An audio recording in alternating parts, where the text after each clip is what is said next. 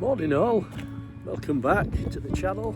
I know it's been a few months since I last did my video, one of my videos. I've brought you out on location this morning. It's just fastly approaching 6:30 AM on Sunday the 21st of June 2026. Midsummer. Yeah, this year seems to be flying by. Right, back to the video.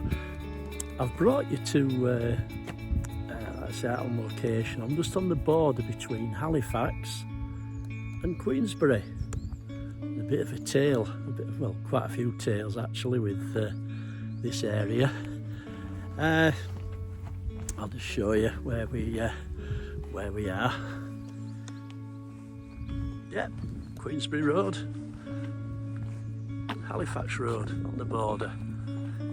Just going across the border now into Queensbury, and I'm going to take you back to it must be the summer of 1961, and we for some reason, I don't know why, my mum and dad, me and my sister decided that probably the best thing to do is to move to Queensbury for some reason.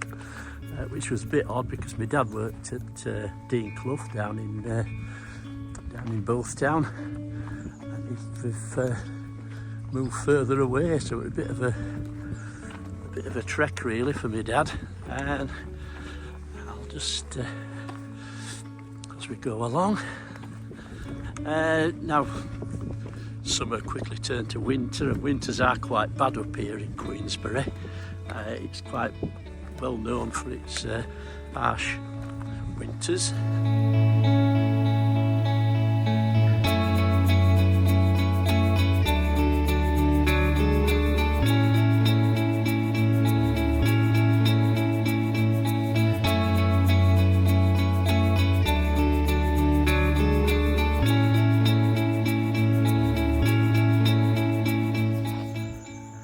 It was chamber pots, so that was emptied every day. I say a bit very Victorian, and yeah, so that's where we lived. I say the winters up here are quite atrocious, so lots of times the buses were cancelled, and Dad ended up walking to work and back. Right, so by February 1962, I'd gone 4 years old, and we're still living here at Catherine Slack.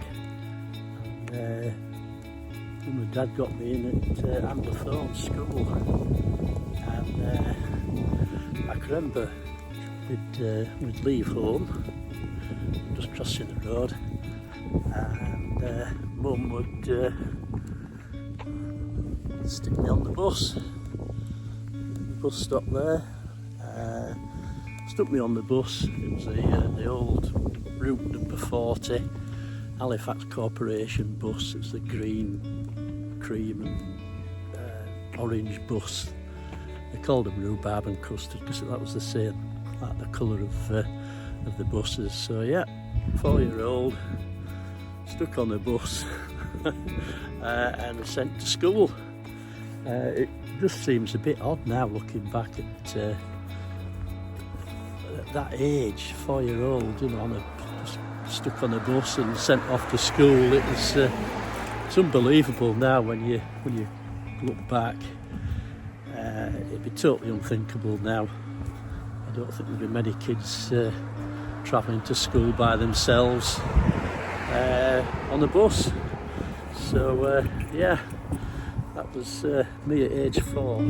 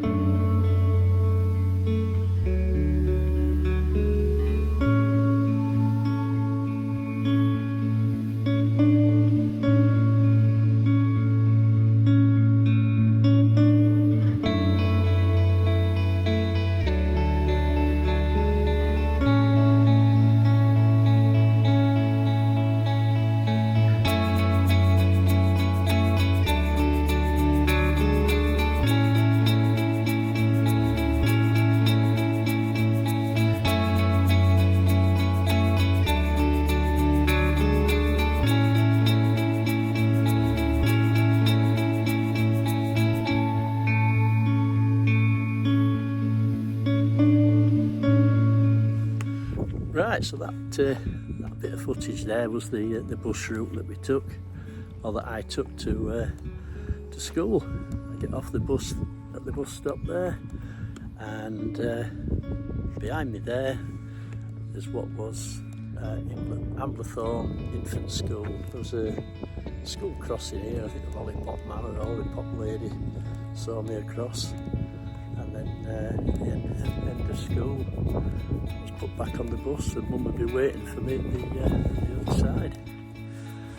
Yeah, so across the road, the tiny, it's called Shibden Head Day Nursery now, but that was Amblerthorne Infant School, my first school. I think there were only like 3 or 4 teachers there, and yeah, that was the school. Where you see these new houses here, that was like a playing field part of the school, and I can remember there were a bit of a mound in the middle of the field, in the middle of the sort of playing field for the school, which Mum sort of told me that was an air raid shelter for the school that they'd built. Now whether that's true or not, I'm not too sure. It was a bit of an urban myth invented by my mum, I think. Yeah, and that was a school. We sort of all gathered here through the school gates here. I think it's a car park now for the day nursery, but yeah, that was my first school. See that there weren't that many there. I think there were only 2 or 3 classes, and like I say, there were 3 or 4 teachers, and that was it.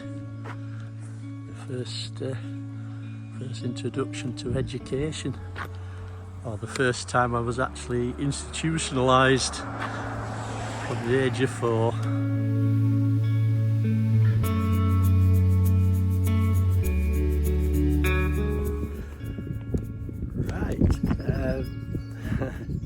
Another move.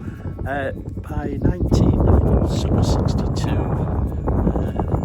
Mum decided she wanted to move from there. We're just at the junction of Halifax Road and Oxford Lane.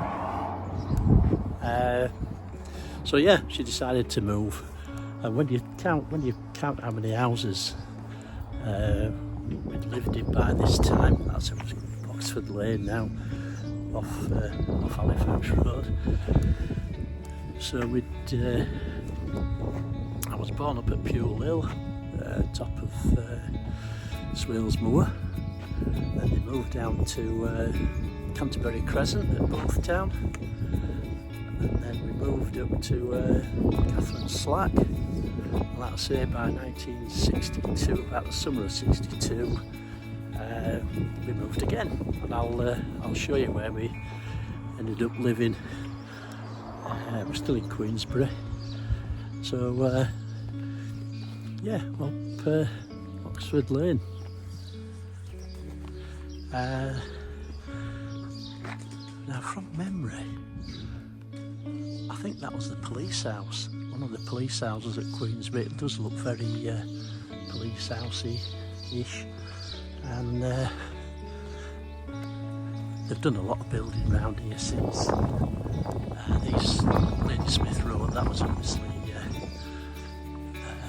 yeah, I think there was a shop there. We're on More Close Lane. On we go. Wood pigeon greeting me there. I've been up here a few months ago, and as a kid this seemed to be quite a long way to walk from school, but really it's nothing. Now here, where this newly built house is, there was a coach company, a bus company called Westercroft, and we used to set off on these coach tours with Westercroft coaches.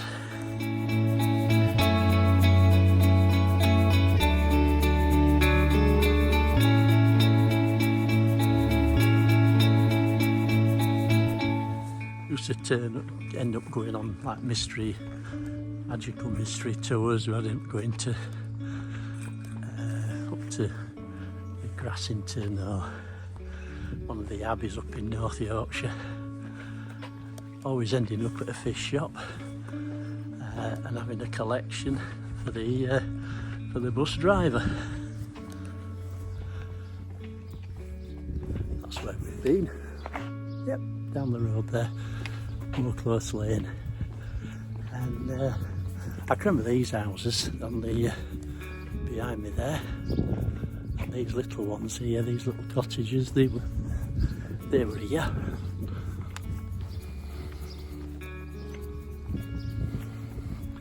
Quite a nice morning actually, not so bad.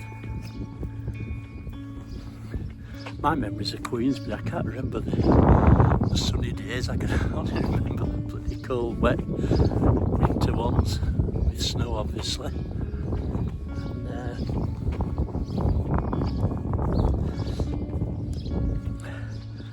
just behind me there, that's Moor Close Avenue.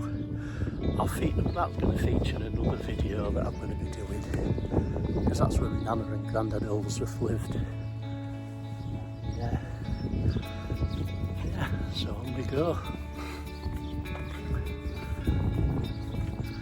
Now some of these, well, all these houses here on me, behind me, that were all fields. And they were here. That's it, we're very, very rural farmers' fields, and that's how it was. Actually, I can remember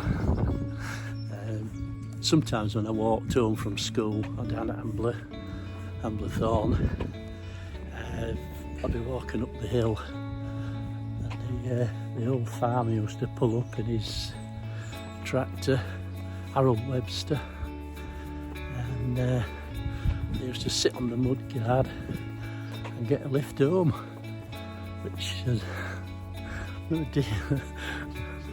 dangerous times really when I look back. Some of the stuff we ended up doing. But if I'd have fallen off there, that'd have been it. Certainly wouldn't have been making these videos. More houses. I think further down, we've gone past it where these houses were. Somebody used to keep pigs, and I was walking home, and one of the big pigs must have got loose. Well, to me it looked like a bloody rhinoceros, only a little lad. So I was running as fast as I could with this pig chasing me.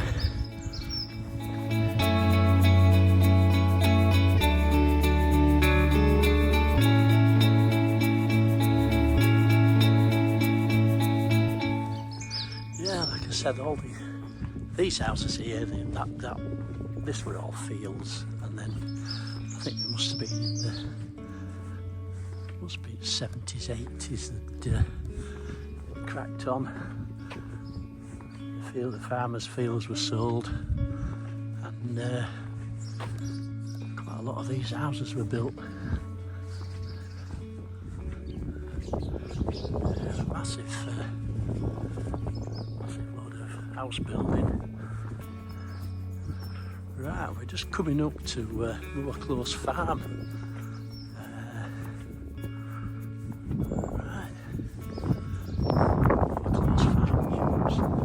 So that was the main farmhouse. Just to the side there,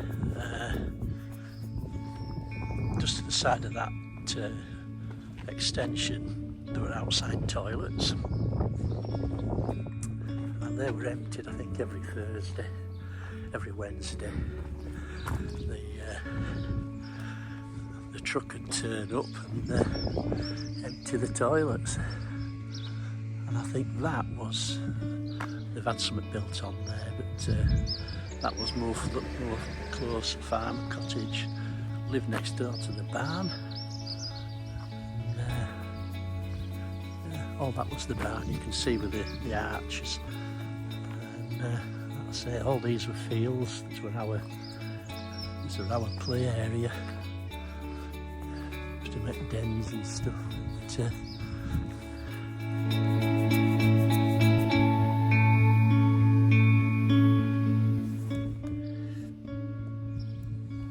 yeah, so I don't really know what possessed Mum and Dad to come and it's a lovely spot, lovely area and stuff, but I can't really understand what the idea was about moving up on this hillside. I can remember the winter of 62, 63, it was the harshest one for years and years, and I can remember they got snowed in like the rest of the country did. It the whole country ground to a halt, and I can remember I can remember getting snowed in to such a degree it seemed like months. They had a snowblower coming up the lane, and we sort of looked outside of the window of the cottage to see like clouds of snow being blown off the road.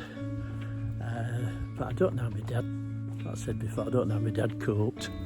The buses were cancelled, so he were walking to work and back, and he's been setting off early in the morning to do a shift down at John Crossley and Sons, and then walk back afterwards.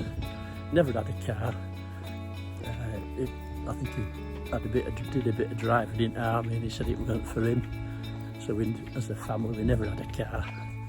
I must have been the first one to have a licence. It were all very, very archaic. I think my mum was born in the wrong era. She should have been born in the 1920s. So yeah, so I've coming to a stop with my first Queensbury video. I'm going to do some more of my past, and looking back, it's well over. Well, I'm 68, so it's 64 years ago. So it was a long time in the past, and things were a lot different. So hope you've enjoyed the video. Like I said, I will put some more on of the Queensbury years. So yeah, thanks for watching. Hope you've enjoyed it, and I'll get back to you soon. All right, thanks very much. Take care now. Bye bye.